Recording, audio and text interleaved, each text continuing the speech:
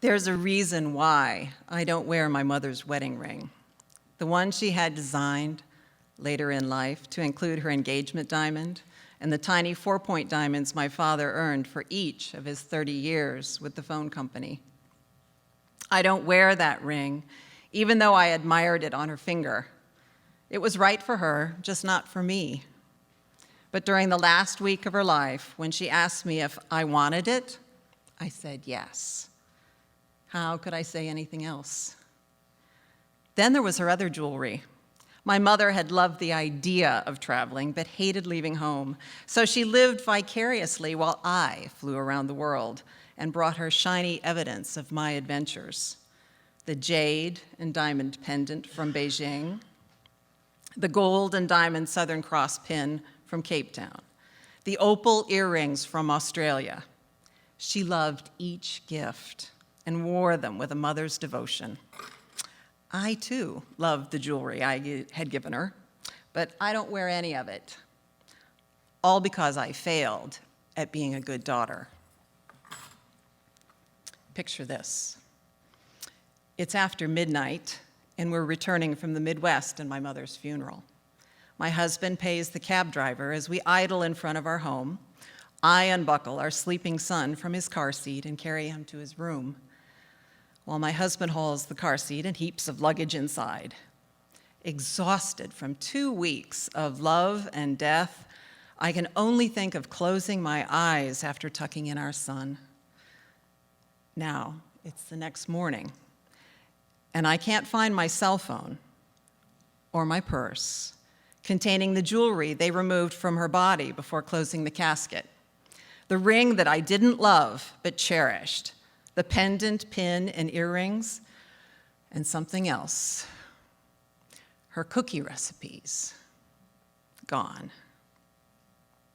Without them, I can't make her cookies, the ones she made every Christmas, the German chocolate ones that no one else made, the dough balls and divinity, the fudge, the usual sugar cookies made unusual by her sleight of hand and some mysterious ingredient or process.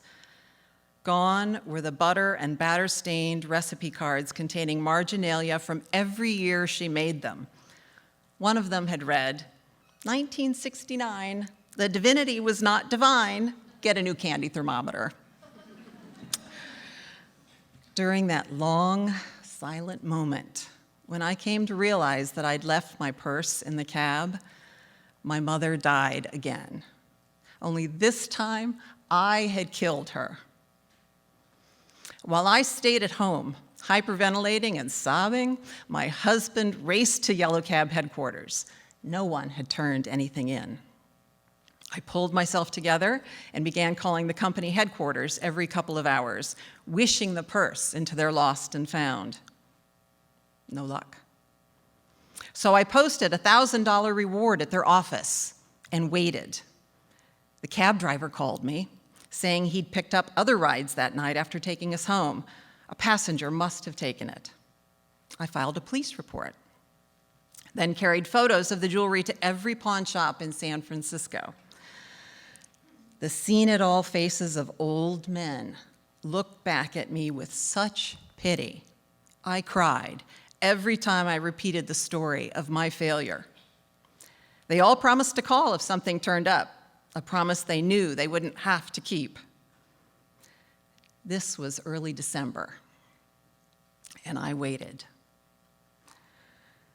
On Christmas Eve, the doorbell rang. Outside stood the mailman holding a bulging, unstamped envelope with my name and address scrawled across the front. He said the envelope had been dropped in a mailbox, so I needed to pay the $2.36 postage due. Oh, be still, my hope-filled heart. I paid the postman, wished him happy holidays, and closed the door. A Christmas miracle. I tore open the envelope and found my driver's license, credit cards that I had already canceled, my library card, a pile of receipts, and no. This story does not have a Disney ending. I threw the envelope and its contents on the floor as my mother and my hope died one last time. So, I don't make her signature cookies or wear her wedding ring or the jewelry I gave her because they're gone.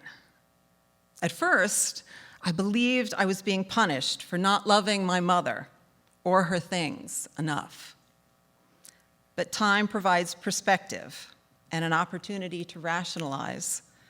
Now I tell myself a different story. They're gone because she loved those things far more than I ever could. And although they say you can't take it with you, she figured out a way to do just that. Yeah. I'm not a bad daughter. To prove it, I will find a way to make her cookies. My divinity will be divine, I promise.